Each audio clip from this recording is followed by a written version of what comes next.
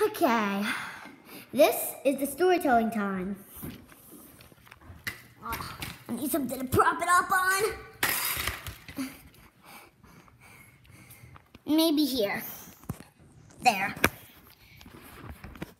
Here's this Prugs of the Frozen North. Ready, set, action. She heated up some Chinese chicken, but she might want something else. Okay, it's on. They all turned to crank the handle of the machine, and the long white noodles came writhing out of it like worms. And as the Yetis worked, they sang, "We're in the moodles for some noodles. No rusks or apple strudels, which are only fit for poodles. We don't mean to be roodles, we just want our favorite foodles. Noodles, noodles, noodles." Sika's Yeti pulled out a chair from her and sat down between Mitzi Von Prim and Shackleton Jones. From the other table, Helga Hammerfest called, "Yoo-hoo! Welcome to the Lost Hope, Sika. You must try these noodles." "They're delicious," agreed Mitzi Von Prim, "but I mustn't have any more. I'm watching my figure." "Delicious indeed," agreed Shackleton Jones, "but I'd best be on my way. I still mean to beat you good people to the top of the world." But just then, a Yeti plonked a big dish of noodles down on the table, and Mitzi and Shackleton took huge helpings for themselves, just like everybody else. Sika took some too. She was surprised how nice they tasted. She had expected them to be a little, well, snowy, but they weren't. They were hot and nutty and delicious.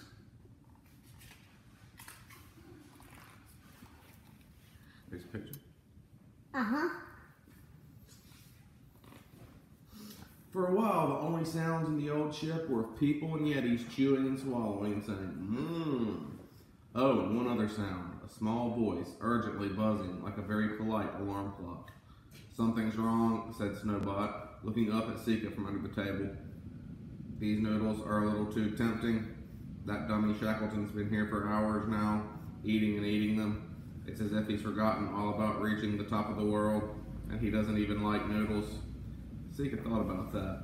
It did sound as if something strange was going on, but it was hard to work out what, because the noodles tasted so lovely they kept distracting her.